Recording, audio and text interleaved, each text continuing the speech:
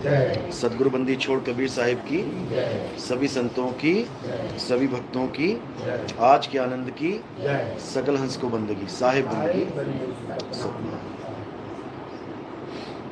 तो परमात्मा की दया से अहमदाबाद में आज मूल ज्ञान का सत्संग प्रवचन किया जा रहा है। बहुत बड़े भाग होते हैं उन जीवों के जो अपने जीवन में इस मूल ज्ञान को सुन पाते हैं। उससे भी बड़े भाग होते हैं उन जीवों के जो इस ज्ञान को थोड़ा सा भी समझ पाते हैं, क्योंकि ये ज्ञान ऐसा है कि आप इसको सुन तो लोगे लेकिन इसको समझना बहुत मुश्किल है। समझना मुश्किल है तो इसको अपनाना और भी मुश्किल हो जाता है। इसलिए कई लोग ऐसे होते हैं जो बार बार सत्संग तो सुन लेते हैं, समझ में भी आता है थोड़ा बहुत, लेकिन उसको अपना नहीं पाते। क्यों नहीं अपना पाते? क्योंकि उनका विश्वास ही नहीं बन पाता उस चीज़ पे। क्यों नहीं बन पाता? क्योंकि सालों सालों से एक ही बात सुनते आ रहे हैं, उसी अज्ञान को सुनते आ रहे हैं जो दादा परदादा अकड़ दादा लकड़ दादा पता नहीं कहाँ कहाँ से सुनते आ रहे हैं, जो युगों युगों से पढ़ाया जा चुका है, उसी को सत्य मान के बैठे हैं। और जो गुप्त ज्ञान है, जो मूल ज्ञान है, जो आत्म ज्ञान है, उसकी किसी को भनक भी नहीं लगती। क्यों नहीं लगती? क्योंकि बाकी सारा ज्ञान जितना भी आप सुन रहे हो, जितना भी समझ रहे हो, ये सब ग्रंथों में दर्ज है। कोई आता है, ग्रंथ उठाता है, तुम्हें सुनाना शुरू कर देता है, तुम लिखी हुई बात को समझ के मानना शुरू। लेकिन जो आत्म ज्ञान है वो किसी ग्रंथ का मोहताज नहीं है, वो किसी ग्रंथ में नहीं लिखा गया है। क्यों? क्योंकि वो अनुभव ज्ञान है। अनुभव किसी ग्रंथ में नहीं लिखा जा सकता। उसको बताने के लिए परमात्मा स्वयं अपने हंसों को भेजते हैं संसार में, बताते हैं कि भाई कैसे सत्य को पाना है। इसी को हम नबी कह देते हैं, इसी को पैगंबर कह देते हैं, इसी को संत महात्मा कह देते हैं।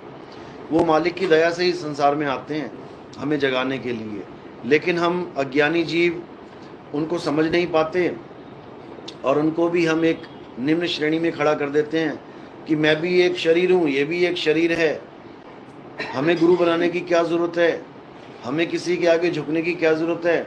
इसी अहंकार में ये जीव इस देह को त्याग देता है और वापस 84 में चला जाता है। बड़ी मुश्किल से तो एक बार कटती है, बड़ी मुश्किल से तो एक बार इंसान जन्म मिलता है, उसको फिर दोबारा से 84 काटने के लिए वापस चला जाता है। गुरु धारण नहीं करता। जबकि जिसकी पूजा कर रहा होता है, जिसको भगवान मान के पूज रहा है, वो खुद गुरु धारण करके बैठे हुए हैं। राम जी ने वशिष्ठ जी को गुरु बनाया, कृष्ण जी ने संदीपन जी को गुरु बनाया। यहाँ तक कि हनुमान चालीसा में भी पहली लाइन यही लिखी है, श्री गुरु चरण सरोज रज। अब पढ़ तो रहे हैं लेकिन गुरु वो नहीं है जी। तो इससे कुछ होने वाला नहीं है। अगर आरती गाने से ही सब कुछ हो जाएगा तो हनुमान जी को आने की जरूरत ही नहीं है। फिर तो आरतियां गाओ।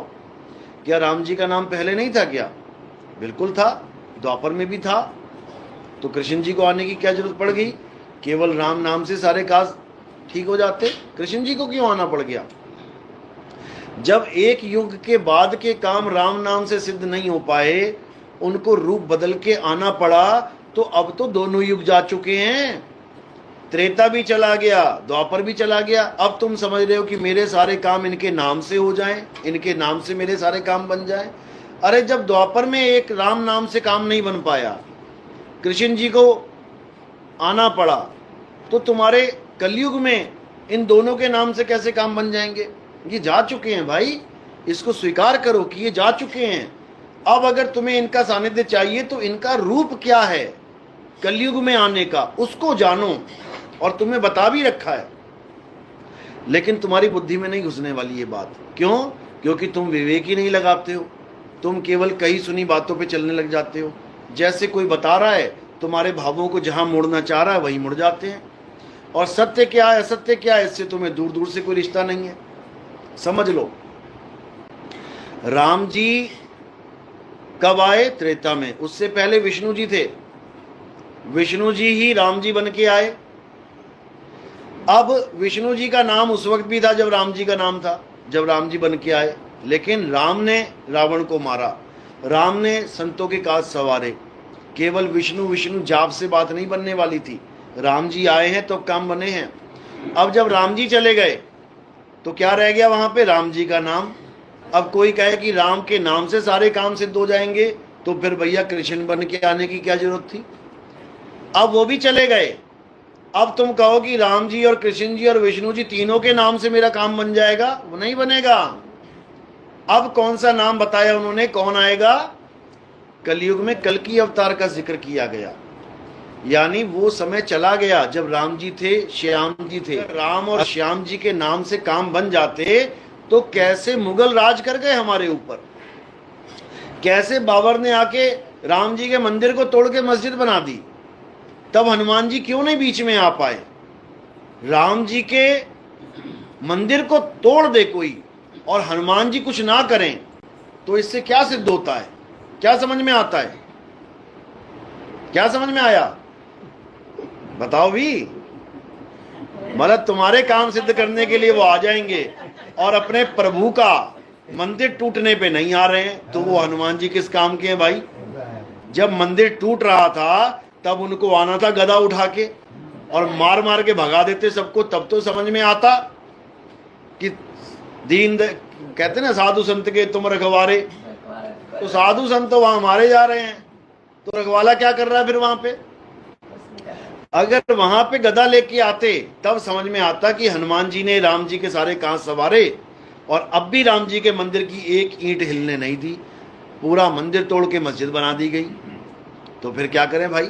जब अपने प्रभु का मंदिर नहीं बचा पा रहे हैं तो तुम्हारा मंदिर कैसे बचाएंगे? तुम्हारे घर की रक्षा कैसे करेंगे? तो इन चीजों से बाहर निकल आओ।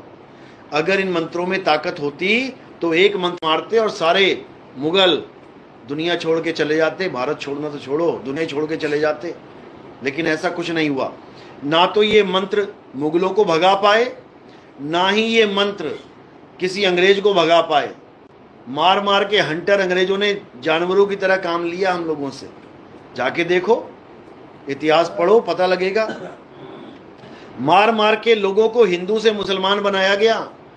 क्यों नहीं वहां पे कोई आया जिसको तुम पूज रहे हो, जिसका तुम नाम जप रहे हो? अगर आंदोलन किया तो इंसानों ने किया, किसी देवी देवता ने कोई मदद नहीं करी किसी की। लेकिन अब आजाद हो गया भारत, अब सबको पेट का धंधा सता रहा है। तो क्या कर रहे हैं? तुम्हारी आस्था से तुम्हें बेवकूफ बना रहे हैं। तुम्हारी आस्था का मिसयूज किया जा रहा है। तुम्हारा प्रेम है राम जी के लिए, अच्छी बात है। तुम्हारा प्रेम है कृष्ण जी के लिए, अच्छी बात है। तुम्हारा प्रेम है शंकर जी, हनुमान जी के लिए, अच्छी बात है। लेकिन तुम्हारे प्रेम को मिसयूज करके करोड़पति बन गए वो लोग और तुम रह गए राम राम करते। तुम्हें पकड़ा दिया नाम और तुमसे ले लिया सारा दाम। समझो, तुम्हें नाम पकड़ा दिया, राम राम राम राम राम राम करते रहो और खुद करोड़ों की गाड़ियों में घूम रहे हैं। समझो बात को। तो कहने का मतलब यही है कि अगर तुम्हें कोई कह रहा है कि माया को त्यागो, तो भैया पहले खुद तो त्याग ले। जो तुम्हें राम नाम का पाठ पढ़ा रहे हैं उनके इंटरव्यू देखो, कह रहे हैं हम आईफोन के बिना नहीं रह सकते, हमें तो नए से नया मॉडल चाहिए। खुद बोल रहे हैं अपने मुंह से और तुम्हें कह रहे हैं तुम राम राम जपो। तो भाई ये कहाँ का न्याय है भाई? तुम्हें कह रहे हैं रूखी सूखी मिल जाए तब भी सब्र करो और खुद की गाड़ियां 1 करोड़ से नीचे की नहीं है कोई। तुम क्यों नहीं सब्र कर लेते 8-10 लाख में? तुम्हारे लिए भी गाड़ियां 8-10 लाख की हो सकती हैं, लेकिन नहीं, हमें तो करोड़ से नीचे की चाहिए नहीं। क्यों? महात्मा जी हैं, बाबा जी बन गए हैं। तो ये सब तुम्हारी आस्था का मिसयूज हो रहा है। कोई हनुमान जी तुम्हें बचाने वाला नहीं है, कोई राम जी आने वाले नहीं हैं, वो जा चुके हैं। इस सत्य को जितना जल्दी समझ लोगे अच्छी बात है। लेकिन ऐसा नहीं है कि मैं तुम्हारा विश्वास खत्म करवा रहा हूं राम और कृष्ण और हनुमान जी से, बिल्कुल नहीं। मैं ये कह रहा हूं कि वो रूप बदल के आते हैं। मैं ये समझा रहा हूं कि कृष्ण जी राम जी का ही अगला रूप है। राम नाम से काम बन जाए तो कृष्ण जी को आने की जरूरत ही ना पड़े। अब युग बदल गया, इसका मतलब पार्ट बदल गया। अब राम जी का काम त्रेता के सिवा और किसी युग में नहीं है। कृष्ण जी का काम द्वापर के अलावा और किसी युग में नहीं है। कलयुग में किसका काम होगा? केवल कल्कि भगवान का काम होगा। अब कल्कि भगवान को कैसे पूजोगे? कल्कि भगवान की आरती कभी सुनी है? सुना दो अगर पता है तो। तुम्हें तो ये भी नहीं पता होगा वो आएंगे कैसे, क्या करने आएंगे, काम क्या है उनका। राम के आने का पता है, क्यों आए? रावण को मारने के लिए आए। कृष्ण जी के आने का पता है, क्यों आए? कंस का संहार करने के लिए आए, पता है कल की अवतार आएंगे, लेकिन तुम्हें इतना भी नहीं पता कि वो आएंगे क्यों, कारण क्या है उनके आने का। अगर तुम कारण जान जाओ ना कि उनके आने का कारण क्या है, तुम कहोगे ना ही आए भैया, तुम हाथ जोड़ लोगे, तुम कहोगे हम ऐसे ही ठीक हैं, हमें नहीं चाहिए कल की अवतार। समझ लो उनका काम क्या होगा पता है, तुम्हारे 2 नंबर के जितने धंधे चल रहे हैं, जो तुम टेबल के नीचे से 1000 के नोट ले रहे हो, जो जितना भी तुम लोगों को धोखा दे रहे हो, भाई भाई का गला काटने में लगा है, धोखा देने में लगा है, ये सब खत्म करवाने आएंगे वो। तुम्हारी जान सूख जाएगी जब तुम लाखों रुपए 2 नंबर का कमा रहे हो और तुम्हें कोई कह देना आके ये मत कर, तो प्राण सूख जाएंगे। अरे क्या कर दिया इसने, ये तो मेरी सारी आमदनी खत्म करने आ गया। ओ भैया तू जा अपना काम कर, तू तो हमारे धंधे चौपट करवा देगा। तो कल की भगवान के आने का केवल यही मकसद है कि तुम्हें अधर्म का त्याग करवा के धर्म का पाठ पढ़ाने आएंगे। समझ लो उनके आने का मतलब क्या है। उनके आने का मतलब ये है कि जो मन तुम्हें भरमा के बैठा रखा है जिसने, यानी 2 नंबर के काम करो तो सुखी रहो, बढ़िया बढ़िया गाड़ियों में घूमो, एसी में घूमो, और ईमानदारी की रोटी खाओ तो गरीबी में काटो जीवन। ये तुम्हें इस मन ने ऐसा भरमा रखा है कि अगर बढ़िया जीवन चाहिए तो गला काटना सीख सामने वाले का। वो जितना भी सुख दे रहा है 2 नंबर के काम करवा के, समझ लो कि वो दुख है। और जितना भी दुखी हो रहे हो तुम ईमानदारी का जीवन जी के, वो समझ लो सुख है। ये बताने आएंगे वो। यही कुरान में बताया गया है, हदीसों में जिक्र आता है इसका। कहते हैं दज्जाल आएगा, वो क्या करेगा, दज्जाल यानी हमारा मन। वो इतना बड़ा शातिर है कि वो तुम्हें ऐसे खेलेगा कि तुम समझ ही नहीं पाओगे उसकी चाल को। उसके दोनों हाथों में क्या होगा, एक हाथ में जन्नत होगी और एक हाथ में दोजक होगा। एक तरफ वो तुम्हें दिखाएगा कि चाहिए ये जन्नत चाहिए, जन्नत क्या होगी, खूब खाओ पियो मजे करो, एसी में रहो, खूब एंजॉय करो लाइफ को, लेकिन सारे 2 नंबर के काम करने के बाद। और दोजक दिखाएगा, नरक दिखाएगा कि आग में जल रहे हो, तड़प रहे हो, दाने दाने के लिए मोहताज हो, लेकिन कब, 1 नंबर करने के बाद। आप सोचोगे भी, आप सुना भी होगा आपने कई बार, लोग कहते भी हैं अरे भैया ईमानदार से जियोगे ना तो पल्ले कुछ नहीं रहेगा, 2 नंबर का काम करना सीखो। अगर ईमानदारी का काम करोगे तो बस हैंड टू माउथ ही रहेगा काम, यानी रोटी खा पाओगे, कुछ जोड़ नहीं पाओगे, कहते भी हैं लोग। लेकिन ये वही बताया जा रहा है कि ये मन दज्जाल क्या कर रहा है, ये सारे गलत काम करवा के ऐश करवा रहा है और तुम्हें दिखा रहा है कि देखो ये ऐश कर रहा है ना, तू भी करना चाहता है, कर ले 2 नंबर के काम। अब इसी का काम तमाम करने के लिए कल की अवतार आएंगे। वो क्या करेंगे, वो दूध का दूध और पानी का पानी कर देंगे। वो असत्य को किनारे कर देंगे और सत्य को सामने लाके खड़ा कर देंगे। अब तुमने क्या करना है, तुमने केवल सत्य असत्य का निर्णय करना है। वो तुम्हारे हाथों में दे रखा है। वो जबरदस्ती आके नहीं कहेंगे कि इसको पकड़ यही असत्य है। वो तुम्हें समझाएंगे कि ये असत्य है और ये सत्य है। ये दिखने में भले लग रही है कि बढ़िया जीवन है जिंदगी, लेकिन जब इसका हिसाब देना पड़ेगा ना तो समझ लो कि ये स्वर्ग ही नरक बन के सामने आ जाएगा। और ये भले तुम्हें दुखी कर रहा है, सूखी रोटी खानी पड़ रही है, दाने दाने को मोहताज हो रहे हो, लेकिन ये जो दुख है ये महा सुख बन के आएगा तुम्हारे पास। बस वो यही काम होगा इसमें, और कुछ नहीं होगा। यानी इस मन का वध हो जाएगा, इस मन को खत्म किया जाएगा, खात्मा कर दिया जाएगा इसका। और फिर क्या रह जाएगा, मन खत्म हो गया तो तन खत्म हो गया, तो क्या बचा लास्ट में, आत्मा। इसी आत्मा का दूसरा नाम, इसी आत्म देव का दूसरा नाम निकलंक अवतार है, यानी जिसमें कोई कलंक नहीं लग सकता, वो कलंकित हो ही नहीं सकता। वो पाक है, पवित्र है, उसी को हक बोला जाता है, उसी को सत्य बोला जाता है। सिखों में जो बोला जाता है ना खालिस्तान खालिस्तान, ये इसी का जिक्र किया जा रहा है कि क्या होना है, हमने खालिस होना है। खालिस यानी जिसमें कोई कमी ना रह जाए, जिसमें कोई अशुद्धि ना रह जाए, यानी हमने आत्मा ही हो जाना है। अब मन और तन का साथ छोड़ना है, काम इनसे लेने हैं, काम इसी से ले रहे हो आप सारे, लेकिन गुलाम बन के नहीं, अब राजा बन के इस पे विजय प्राप्त करनी है। गुलाम कौन है? जो मन के कहे चलता रहता है, वो गुलाम है, और जो मन को अपने कहे चला रहा है वो राजा है। तो कलंक किस पे लग सकता है? तन पे लग सकता है, मन पे लग सकता है। कलंक कभी आत्मा पे नहीं लग सकता, इसलिए उसको निहि कलंक राया, निहि कलंक अवतार बोला जाता है। यानी अब देवी देवताओं की पूजा नहीं करनी है, जितनी कर ली अच्छी बात है, क्योंकि डॉक्टर बनना है तब भी तुम्हें ABCD पढ़नी पड़ेगी, इंजीनियर बनना है तब भी तुम्हें ABCD पढ़नी पड़ेगी, साइंटिस्ट बनना है तब भी तुम्हें ABCD पढ़नी पड़ेगी।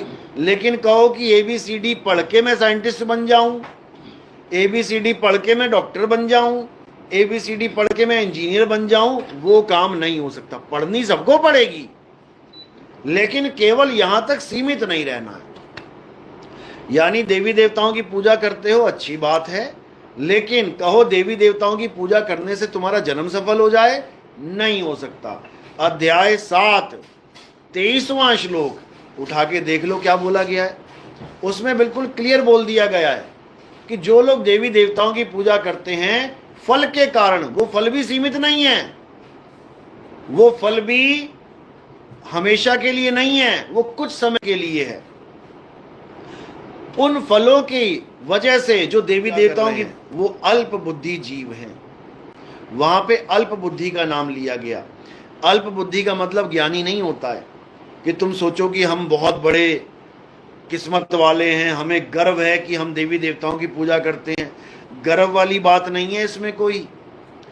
इसमें गर्व वाली बात होती कि हमें गर्व है हम देवताओं के पुजारी हैं, तो गीता में अल्प बुद्धि ना लिखा होता। अल्प बुद्धि का मतलब होता है बालक बुद्धि, जिसकी बुद्धि छोटी है वो देवताओं का पुजारी गिना जाता है। और जो बुद्धिमान है उसको क्या बोला है गीता में कि जो मेरे स्वरूप का ज्ञान प्राप्त कर लेता है, मेरे स्वरूप का बोध कर लेता है। मेरे स्वरूप का बोध मतलब मुझे शरीर मान के ना समझ लेना कि मैं कृष्ण जी का पुजारी बन गया हूं, मैं कैसे भी कृष्ण जी की पूजा करूं मैं पार हो जाऊंगा, कभी नहीं। वो कहते हैं मेरे दो स्वरूप हैं, एक वो स्वरूप है जो नकली है, स्वरूप बोलना पड़ रहा है यहाँ पे, असल में वो रूप है। रूप हमेशा बदलता है, कभी राम बन के कभी श्याम बन के चले आना। ये किसकी बात चल रही है? रूप की, जो बदल रहा है। अब स्वरूप क्या है? जो कभी नहीं बदलेगा। इसीलिए गीता का आप 3 अध्याय का 18वां श्लोक पढ़ोगे, उसमें क्या लिखा है कि स्वरूप सिद्ध व्यक्ति को किसी अन्य जीव पर निर्भर रहने की जरूरत नहीं रहती। किसको बोला गया है? स्वरूप सिद्ध। कोई देवी देवताओं को पुजारी नहीं, कोई कृष्ण जी हनुमान जी का राम जी का पुजारी नहीं, स्वरूप सिद्ध व्यक्ति। अब स्वरूप सिद्ध का मतलब क्या होता है? जो अपने स्वरूप को जान ले कि मेरा क्या स्वरूप है। लेकिन कैसे जानेगा? पूजा तो कर रहा है हनुमान जी की, पूजा कर रहा है राम जी की, पूजा कर रहा है शंकर जी की, पूजा कर रहा है देवी देवताओं की, और चाहता है कि मैं अपने स्वरूप को जान लूं, वो कभी नहीं जान सकता। तो क्या करना पड़ेगा स्वरूप को जानने के लिए? सबसे पहले तो जिसकी तुम पूजा कर रहे हो उसकी पूजा छोड़ दो। क्यों? क्योंकि तुम किसी ना किसी शरीर की पूजा कर रहे हो, और शरीर क्या है? शरीर नाशवान है, शरीर माया है, पल पल बदलता है, पल पल अलग अलग रूपों में दिखाई देता है। हनुमान जी छोटे से थे, देखो बड़े हो रहे हैं। राम जी छोटे से थे, देखो बड़े हो रहे हैं। कृष्ण जी छोटे से थे, सब बड़े हो रहे हैं। रूप बदल रहा है। अब जो बदल रहा है वो क्या है? कृष्ण जी समझा रहे हैं, हे अर्जुन, इस दुनिया में 2 प्रकार के तत्व हैं, एक असत्य और एक सत्य। असत्य वो है जो जन्मता और मर जाता है, जो पल पल बदलता है। उन्होंने ये नहीं कहा कि तुम्हारा बदलता है तो वो असत्य है और मेरा बदलता है तो वो सत्य है, बिल्कुल नहीं। ये कहाँ लिखा है? अध्याय 2 16वां श्लोक पढ़ो। उसमें लिखा है कि तत्वदर्शियों के द्वारा यह निर्धारित किया गया है कि इस दुनिया में दो प्रकार के तत्व हैं, एक असत्य और एक सत्य। असत्य पल पल बदलता है, असत्य बनता और बिगड़ता है, असत्य सदा एक सा नहीं रहता। और सत्य क्या है?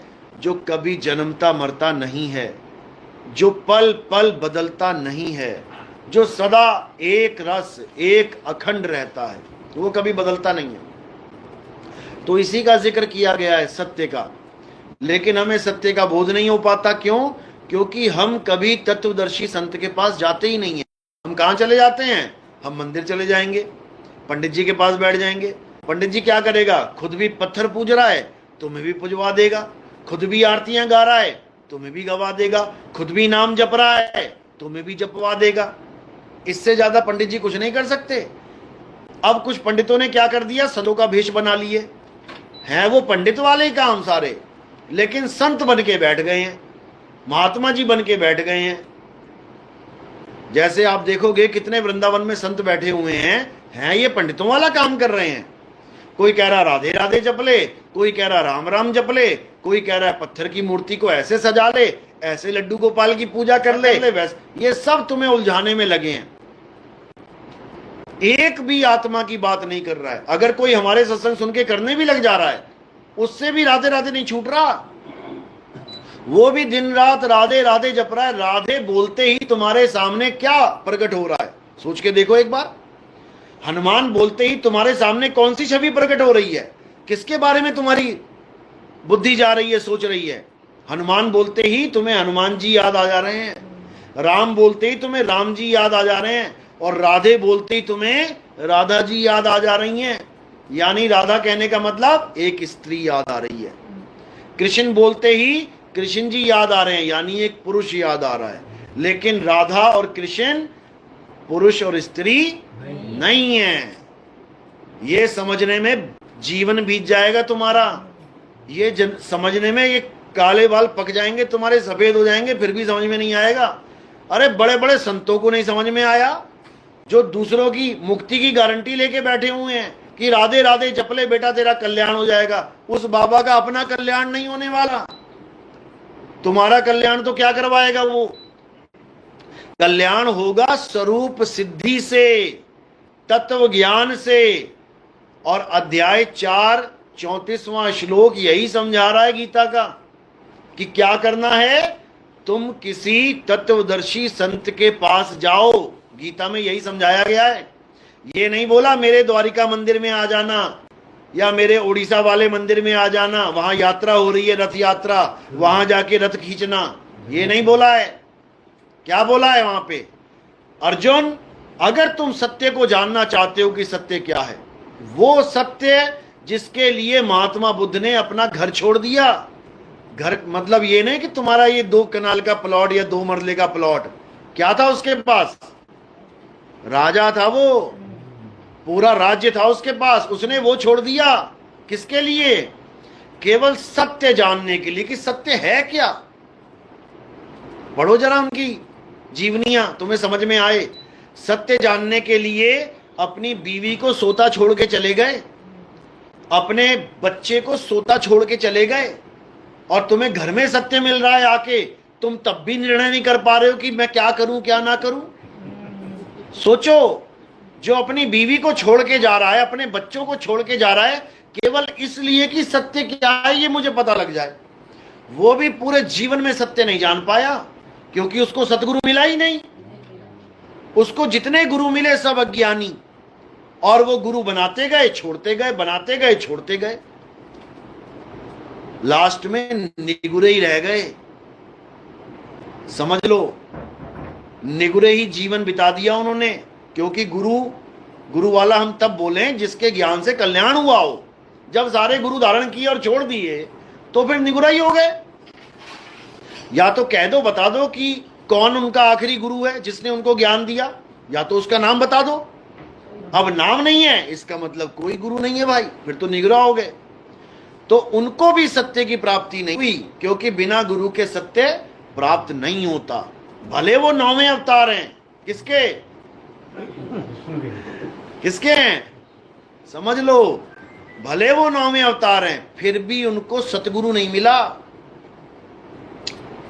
तो इसी सत्य के बारे में अध्याय 4 34वां श्लोक समझाया जा रहा है कि हे अर्जुन, अगर तुम सत्य को प्राप्त करना चाहते हो तो ये सब तामझाम जो कर रहे हो सब छोड़ दो। क्या करो? तत्वदर्शी संत के पास जाकर दंडवत करके सेवा भाव से छल कपट से रहित होकर। अब देखो, अर्जुन से बड़ा कोई भगवान का भगत था क्या? कभी उसने असत्य का साथ नहीं दिया, लेकिन उसको भी समझा रहे हैं कि छल कपट से रहित होकर। क्यों बोला? क्या अर्जुन छल कपट करता था? दुर्योधन को कहते तो समझ में आती बात कि भाई तू 1 नंबर का छलिया है, तू छल कपट करता है, गुरु के पास जाके छल कपट मत करना। लेकिन अर्जुन को समझाया जा रहा है। क्यों? क्योंकि पता है कि अंदर कौन बैठा है। सबके शरीर के अंदर कौन बैठा है? ये मन बैठा है। ये कभी भी अपना दांव लगा सकता है, कभी भी। तुम्हें पता भी नहीं लगने देगा कि तुम कब गुरुजी के खिलाफ हो गए, तुम कब गुरु से विमुख हो गए, क्योंकि इसका खेल ही यही है। जैसे लकड़बग्गे होते हैं ना, वो शेर के आगे कभी नहीं आते। शेर के बच्चे को मारना होता है तो क्या करते हैं? वो दूर करते हैं शेर के बच्चों को। कैसे भी शेर से शेर का बच्चा दूर हो जाए। लकड़बग्गे का अगर सबसे बड़ा दुश्मन कोई है जंगल में तो कौन है? शेर ही है। शेर को तो मार नहीं सकते, तो फिर क्या करें?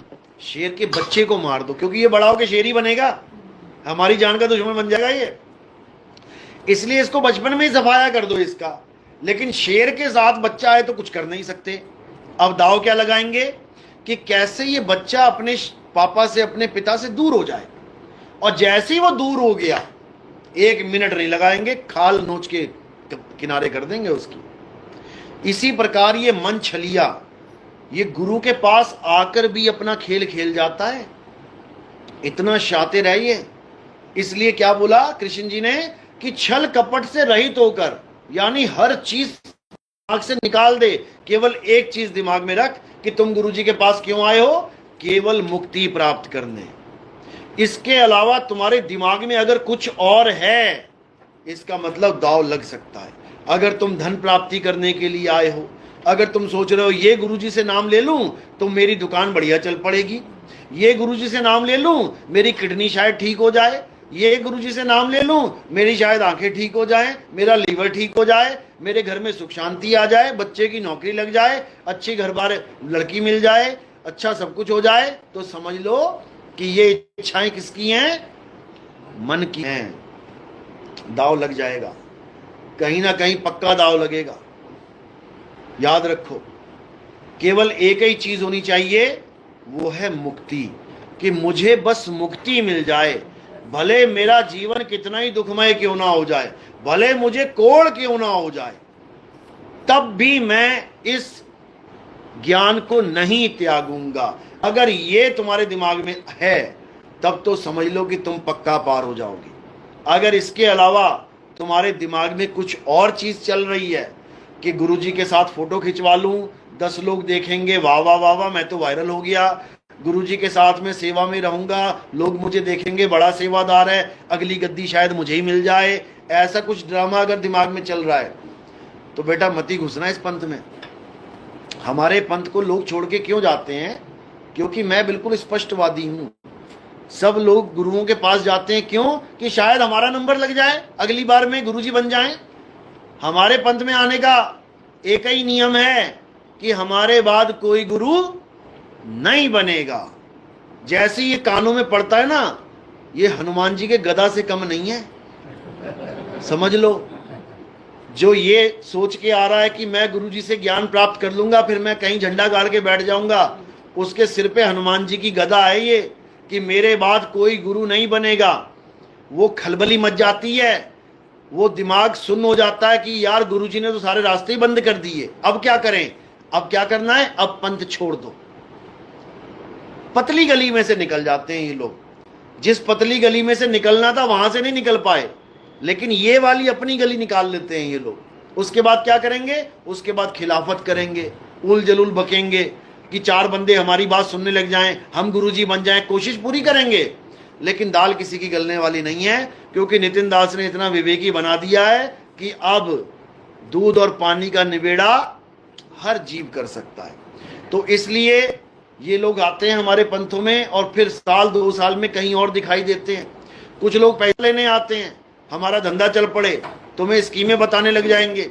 हमारे भक्तों को कई लाखों का चपत लगा के चले गए कई लोग। तो ऐसे ही जो लोग आएंगे वो फिर दूर दिखाई देंगे। कई लोग तो इसलिए पंथ के छोड़ के चले गए, हमने गुरुजी से कहा था मेरा धंधा नहीं चल रहा, मुझे 4 लाख रुपए दे दो, गुरुजी ने कहा मेरे पास है नहीं भैया, हमें नहीं चाहिए ऐसा गुरु। ऐसे भी बैठे हुए हैं, समझ लो। कहने का मतलब, अगर माया का खेल करने आ रहे हो तुम, तो भैया तुम्हारा 1 साल 2 साल से ज्यादा गुजारा नहीं है यहाँ पे। और अगर तुम मुक्ति लेने आ रहे हो तो दुनिया इधर से उधर हो जाएगी, लेकिन जो पक्का भगत है वो हिलने वाला नहीं है, याद रखना। और मैं तो हमेशा ये कहता आया हूं कि अगर मैं भी इस पंथ को छोड़ दूं ना, तब भी तुम मत हिलना, क्योंकि पंथ का मतलब ये नहीं है कि नितिन दास, पंथ का मतलब है रास्ता। रास्ता समझ लो, दिल्ली जाने वाला रास्ता है जो तुम्हें बता रहा है कि ये रास्ता दिल्ली जाता है। अगर वो कभी दिल्ली में ना गया हो और तुम उस रास्ते पे चल पड़ोगे, तुम पहुंचोगे कि नहीं? 101% पहुंचोगे, समझ लो। इसी प्रकार अगर तुम्हारा गुरु भी रास्ते से विमुख हो जाए कि भैया मैं नहीं जाता इस रास्ते पे, तब भी तुम मत हिलना, तब तुम्हारा कल्याण होगा। ये मत सोचना अरे नितिन दास ने तो मुसलमान धर्म अपना लिया, अरे छोड़ो यार इसको, नितिन दास के पीछे मत लगना। जो मैं रास्ता बता रहा हूं उस रास्ते पे चलना, 101% मुक्ति होगी, नहीं तो नहीं होगी। यही कबीर साहब ने बोला है कि एक डाल 2 पंछी बैठे, एक गुरु एक चेला, और गुरु की करनी गुरु भरेगा, चेले की करनी चेला। अगर गुरु नहीं चलेगा तो वो नहीं पहुंचेगा, और चेला चलेगा वो 100% पहुंचेगा। लेकिन लोग गुरु चेले को समझ नहीं पाते, वो देही को गुरु मान लेते हैं, जबकि देह गुरु नहीं है। देह तो एक माध्यम है ज्ञान समझाने का, ज्ञान बताने का। असल में गुरु क्या है? गुरु शब्द है। गुरु का स्वरूप क्या है? शब्द है। आपका स्वरूप क्या है? शब्द है। अपने स्वरूप को भूले बैठे हो, इसलिए जीव कहा रहे हो। इससे ज्यादा कुछ नहीं है डेफिनेशन तुम्हारी। अपने आप को भूले बैठे हो, सूरत भटकी हुई है, इसलिए जीव कहला रहे हो। अब यही सूरत को बांध के स्थिर कर लिया, किसमें? अपने स्वरूप में, यानी शब्द में, तो तुम ही शब्द हो। बीजक में देखो क्या बोल रहे हैं, शब्द हमारा तू शब्द का, सुन मत जा सरक, और जो चाहे निज रूप को, तो शब्द ही ले परख। और कुछ नहीं करना है, यानी शब्द को परख लो। तुम्हारा गुरु तुम्हें कौन से शब्द से जोड़ रहा है? क्या वो हिंदी नाम से जोड़ रहा है? क्या वो पंजाबी के नाम से जोड़ रहा है? क्या वो अरबी की कलमा पढ़ा रहा है तुम्हें? क्या वो अंग्रेजी में प्रेयर रटवा रहा है तुम्हें? क्या वो चाइनीज में कोई तुम्हें नाम दीक्षा दे रहा है? क्या वो जापानी, Portuguese, Spanish, Dutch, French, German, Italian, दुनिया भर की भाषाएं हैं, क्या वो उन भाषाओं का नाम जपवा रहा है? तो समझ जाना कि तुम्हें गलत शब्द से जोड़ दिया गया है। राम नाम कौन सी भाषा में लिखा गया है? ये राम, हिंदी भाषा। तुम्हें चाहिए क्या था? आत्मदेव, अपना स्वरूप। जोड़ किससे दिया? हिंदी भाषा के 2 अक्षरों से, स्वर और व्यंजन से। रा क्या है? व्यंजन। मां क्या है? व्यंजन। बीच में डंडा लगा दिया आ का, वो क्या है? स्वर। स्वर और व्यंजन तुम्हें पकड़ा के आत्मा से दूर कर दिया गया। अब तुम्हें जानना था अपनी आत्मा को। अध्याय 3 17वां श्लोक क्या बोल रहा है? जो अपनी आत्मा में रमण करते हैं, राम राम नहीं जपते, हरे कृष्णा नहीं जपते, राधे राधे नहीं जपते, जो अपनी आत्मा में रमण करते हैं, जो अपनी आत्मा में तृप्त हैं, जो अपनी आत्मा में संतुष्ट हैं। संतुष्ट का मतलब क्या होता है? यानी तुम्हें जो चाहिए था वो मिल गया, उसके अलावा अब तुम्हें कुछ नहीं चाहिए। अगर तुम्हें कुछ चाहिए, इसका मतलब तुम संतुष्ट नहीं हो। बस इतना याद रखो। और तुम सच में संतुष्ट नहीं हो, कोई राम जी का पुजारी है तो क्या वो हनुमान जी के मंदिर में नहीं जा रहा? क्या वो दुर्गा माता के मंदिर में नहीं जा? एक राम जी का मंदिर उसको संतुष्ट नहीं कर पा रहा है। बात ये है, हनुमान जी की आप आरती गाओगे, देखो क्या लिखा उसमें, बोला ना, और देवता चितना धरई हनुमत से ही सर्व सुख करई। लाइन तो ये बोल रहे हो तुम कि और किसी देवता को चित्त में नहीं धारण करूंगा क्योंकि सारे सुखों का दाता मेरा हनुमान जी है। लेकिन बता दो, कहीं और नहीं जा रहे क्या? अभी जगराता होगा माता जी का तो माता जी के यहाँ भाग जाओगे, अभी भैरव बाबा आ जाएगा तो भैरव बाबा के यहाँ भाग जाओगे। अब कहाँ गया हनुमान जी का वो सर्व सुख संपन्न वाला काम? क्योंकि तुम केवल रट रहे हो तोते की तरह, तुम उसको समझ नहीं रहे हो। समझना है, अगर तुम हनुमान जी में संतुष्ट हो फिर तुम दृष्टि घुमा ही नहीं सकते कहीं और। समझ लो, ये इष्ट देव का खेल होता है। मेरा इष्ट भगवान, यानी मैं किसको समर्पित हूं, बस उसको समर्पण कर दो। तो हमारा जो इष्ट है वो कौन है? हमारा इष्ट कोई शरीर नहीं है। कोई सोचे कि नितिन दास कबीर पंथी है तो वो कबीर साहब के शरीर की पूजा करवा रहा है तुमसे। हम नहीं करते पूजा पाजा किसी की। शरीर का मतलब ही अज्ञान है, शरीर का मतलब ही असत्य है, समझ लो। हम कबीर पंथी होके कबीर साहब की मूर्ति नहीं पूजते। क्यों? क्योंकि मूर्ति टूट सकती है, फूट सकती है। मूर्ति एक आदमी बना रहा है, हम उस भगवान को पूज रहे हैं जिसको आदमी बना रहा है। बताओ कैसा भगवान है वो? भगवान ने आदमी को बनाया कि आदमी ने भगवान को बनाया है? पहले तो यही निर्णय कर लो। इतना भी समझ आएगी। लेकिन हम इसको भी निर्णय नहीं कर पा रहे हैं। देखो कितनी बुरी किस्मत है हमारी। हम ये भी नहीं बोल पा रहे हैं कि जिस भगवान को हम पूज रहे हैं वो इंसानों के द्वारा बनाया गया है, इंसान ने भगवान को बना दिया है। हम उसको भगवान मान बैठे हैं, मूर्तियों को, जबकि मूर्ति कभी भगवान नहीं है। मूर्ति क्या है? पाषाण है, ये पत्थर है, ये इसको छोड़ना है। और जो मूर्ति बना रहा है उसको जानू वो कौन है? आत्मा है। जो मंत्र बोल रहा है उसको जानू वो कौन है? आत्मा है। जो मंदिर मस्जिद गुरुद्वारे के चक्कर काट रहा है उसको जानू वो कौन है? वो आत्मा है। अपने आप को जान नहीं पा रहे हो और नकली भक्ति में जुड़े हुए हो, कल्याण नहीं होने वाला। तो क्या करना है? अपने स्वरूप को जानना है। स्वरूप सिद्ध व्यक्ति, यानी राम जी, कृष्ण जी, हनुमान जी का पुजारी नहीं। स्वरूप सिद्ध व्यक्ति एक मुसलमान भी हो सकता है, स्वरूप सिद्ध व्यक्ति एक जैन भी हो सकता है। स्वरूप सिद्ध संत कबीर ये दोहा तो चिपका देंगे, ये वाला नहीं चिपकाएंगे। कौन सा? अरे पाथर पूजे हरि मिले और तो मैं पूजू पहाड़ और वासे ये चाकी भली पीस खाए संसार। इस दोहे से तुम्हें क्या प्रॉब्लम है भाई? क्योंकि ये दोहा दुकान खत्म करने का दोहा है और वो दोहा दुकान बढ़ाने का दोहा है। बढ़ती जाएंगी दुकानें। जिस भगवान ने सारा संसार बना दिया, तुम कहते हो उस भगवान का मकान वो ना बना पाया, उसके लिए तुम ऑनलाइन आके दान चंदा मांग रहे हो कि भगवान का मंदिर आखिरी स्टेज पे है, मुझे पैसा दे दो, मुझे पैसा दे दो। अरे तुम भगवान के भिखारी हो कि इंसान के भिखारी हो? तुम उस भगवान से मांगो ना जो सबको दे रहा है। वो सबको दे रहा है, बस तुम्हें नहीं दे रहा है। वो भगवान सबको दे रहा है क्योंकि तुम बोल रहे हो ना कि वो सबको दे रहा है, लेकिन तुम्हें ही नहीं दे रहा है जो तुम ठेकेदार बन के बैठे हो। तुम्हें इंसानों के आगे झोली फैलानी पड़ रही है, तुम्हें इंसानों के आगे भीख मांगनी पड़ रही है। और उस भगवान का मकान बनाने के लिए जो एक पल में, गीता में कहते हैं मैं खंड ब्रह्मांड एक पल में बना के नाश कर देता हूं, उसका मकान वो नहीं बना पा रहा है। बताओ। तो भाई ये कोई भक्ति नहीं है, ये कोई भक्ति नहीं है, ये केवल और केवल बिजनेस बन चुका है भगवान के नाम पे। कभी किसी भगवान ने नहीं कहा कि मेरे नाम का मंदिर बनाओ। अरे जो भगवान राम थे वो तो अपना घर छोड़ के चले गए 14 साल के लिए वनवास।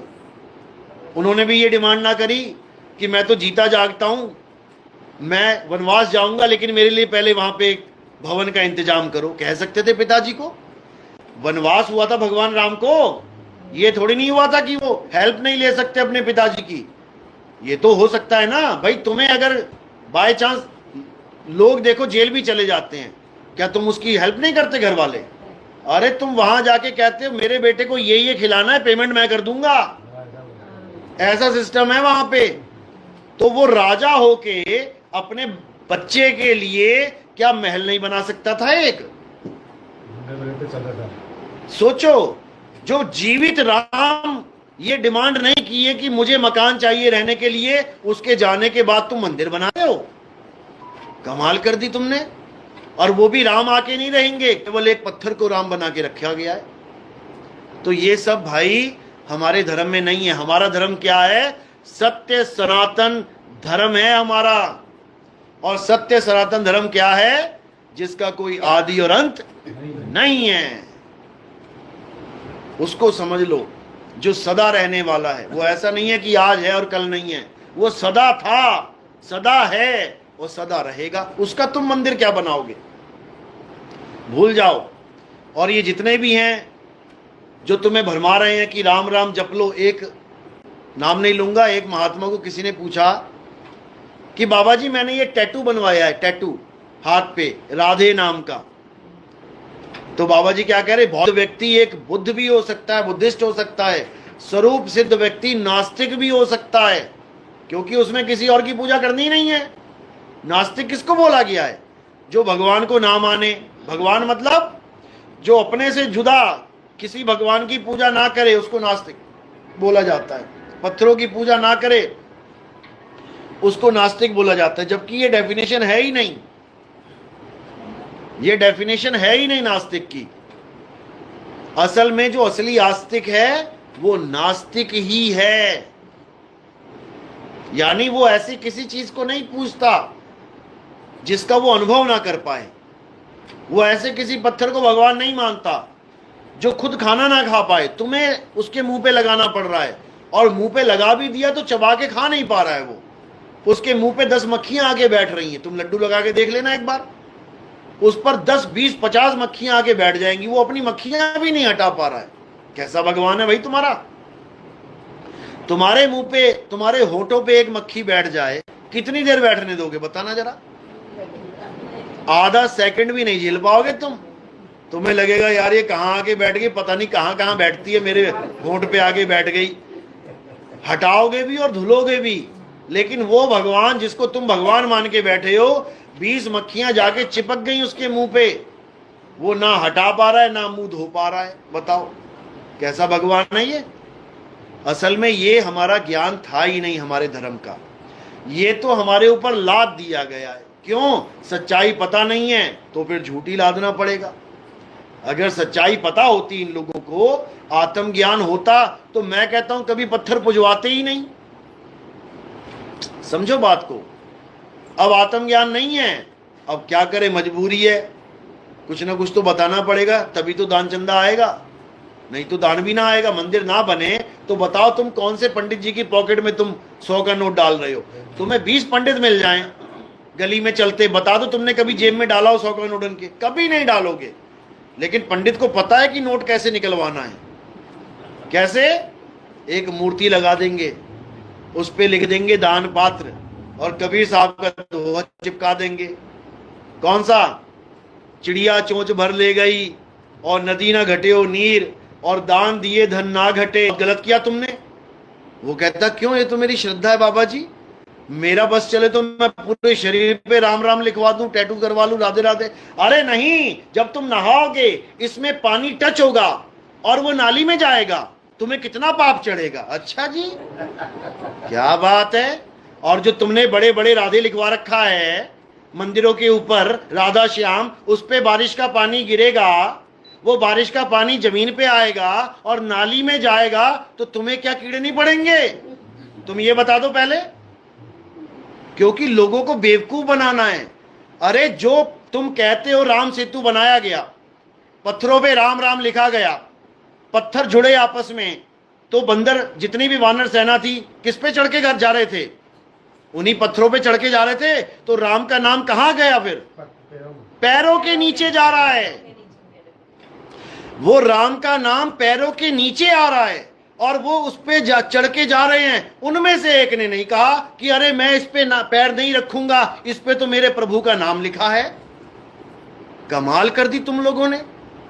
केवल तुम्हारी भक्ति का मिसयूज किया जा रहा है, केवल तुम्हारी श्रद्धा को मिसगाइड किया जा रहा है, केवल नोटों का चक्कर है मेरे भाई। जिस दिन तुम्हें पता लग गया ना कि असली राम क्या है, तुम पत्थर पूजना छोड़ दोगे और राम को खोजना शुरू कर दोगे, क्योंकि राम कहीं आया और गया नहीं है। राम तुम्हारे घट में विराजमान है। हनुमान जी ने अपना सीना चीर के दिखाया था कि मेरा राम वो नहीं जो चला गया, मेरा राम मेरे हृदय में प्रभु बैठे हैं। मुझे किसी मंदिर में जाने की जरूरत नहीं है, मुझे किसी मंदिर को बनाने की जरूरत नहीं है, वरना हनुमान जी से बड़ा मंदिर कोई दुनिया में ना बना पाता।